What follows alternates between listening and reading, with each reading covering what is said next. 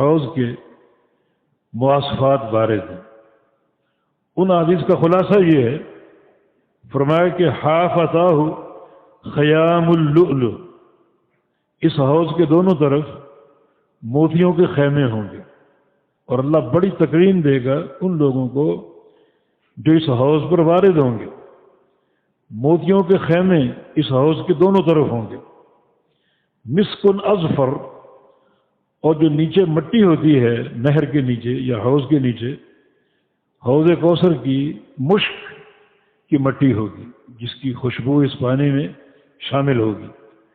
مسیرت شہر، اس حوض کی لمبائی 1 مہینے کی سفر کی مسافت کے بقدر، 1 مہینہ کوئی شخص چلتا رہے، یہ نہیں بتایا کہ وہ سفر کس چیز پر ہو، گھوڑے پر ہو یا ہوائی جہاز پر ہو یا پیدل ہو۔ اگر پیدل بھی ہو تو 1 ماہ میں انسان 3-3.5 ہزار میل طے کر سکتا ہے۔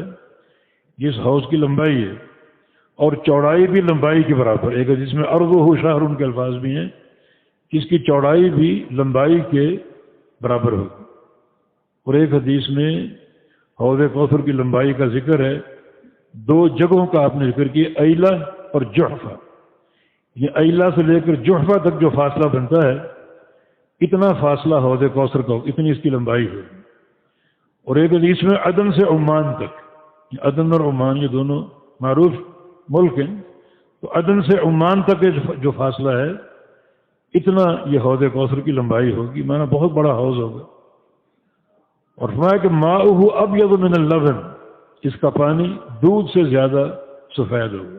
اور ایک حدیث میں برف سے زیادہ سفید ہوگا، جو برف آسمان سے گرتی ہے، اور کبھی آپ نے دیکھی ہو پہاڑوں پر برف جمی ہوئی تو اس کی سفیدی جو ہے وہ ناقابل مثال ہوتی ہے، تو حوض کوثر کا پانی برف سے زیادہ سفید ہوگا۔ اور ایک حدیث میں احلی من العسل کے الفاظ ہیں کہ شہد سے زیادہ میٹھا ہوگا۔ اور ایک حدیث میں ریحہ اطیب من المسک، کہ اس کی خوشبو جو ہے وہ کستوری سے زیادہ عمدہ ہوگی۔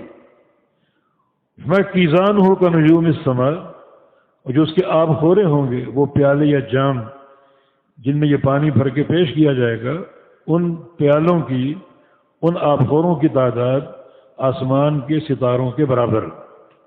ایک حدیث میں آتا ہے کہ اندھیری رات ہو اور بیچ میں بادل حائل نہ ہوں تو کس طرح وہ ستارے آپ کو کثرت سے چمکتے دکھائی دیتے ہیں، اس طرح حوض کوثر پر آب خورے موجود ہوں گے جن میں جام جو ہے وہ پانی بھر بھر کے پیش کیا جائے گا۔ اور ایک حدیث میں من شرب منہ لا یظمأ ابدا حتی یدخل الجنہ، جس شخص کو اس حوض کا 1 گھونٹ نصیب ہو گیا تو اس کو پیاس نہیں لگے گی جنت میں داخل ہونے تک۔